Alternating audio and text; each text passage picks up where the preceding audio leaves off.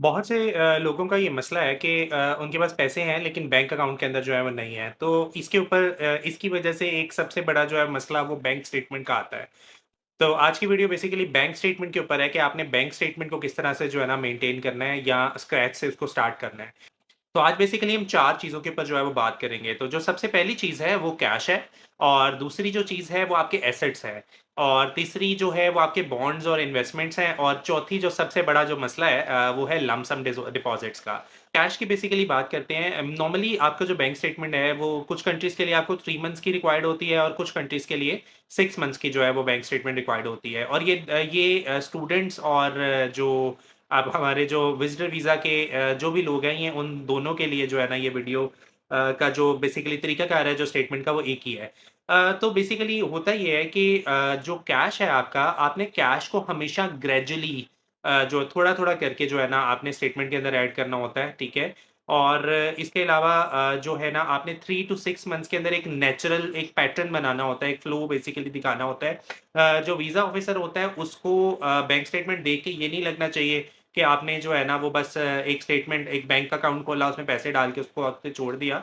Basically उसने एक pattern find out करना होता है। जैसे फॉर एग्ज़ाम्पल आपके रेंट्स आते हैं, अगर आप कहीं पे रेंट पे करते हैं तो आप मंथली अकाउंट से रेंट पे करें, ठीक है? और इस तरह से करके अगर आप कोई जो है ना बिल्स पे करते हैं, आप अकाउंट के थ्रू बिल्स पे करें, तो वो स्पेसिफिकली एक ही डेट पे जो है ना बिल्स पे होते हैं। तो इसी तरह से आपने 3 से 6 महीने जो है ना अपनी स्टेटमेंट को मेंटेन करना होता है। तो बेस और दूसरी जो सबसे बड़ी चीज़ है स्टेटमेंट के साथ जो एज़ एडिशनल जो डॉक्यूमेंट्स हैं हम अटैच कर सकते हैं, उसमें आपके एसेट्स हैं। फॉर एग्ज़ाम्पल आपकी प्रॉपर्टी है या आपके जो है ना वो गोल्ड वगैरह है या आपके नाम पे कोई चीज़ है, तो हम उसकी डॉक्यूमेंटेशन अटैच कर सकते हैं।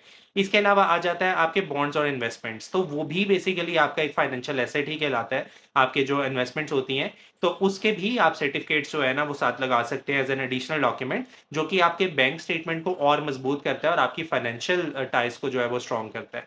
ठीक है? तो बेसिकली वीज़ा ऑफ़िसर आपकी फाइनेंशियल टाइज़ देखता है कि आपको जो है ना मतलब पाकिस्तान में आपके पास क्या है और आप जो है ना ये ट्रिप अफ़ोर्ड कर सकते हैं और अफ़ोर्ड करके आप वहाँ पे तो नहीं रह जाएँगे, आप वापस आएँगे।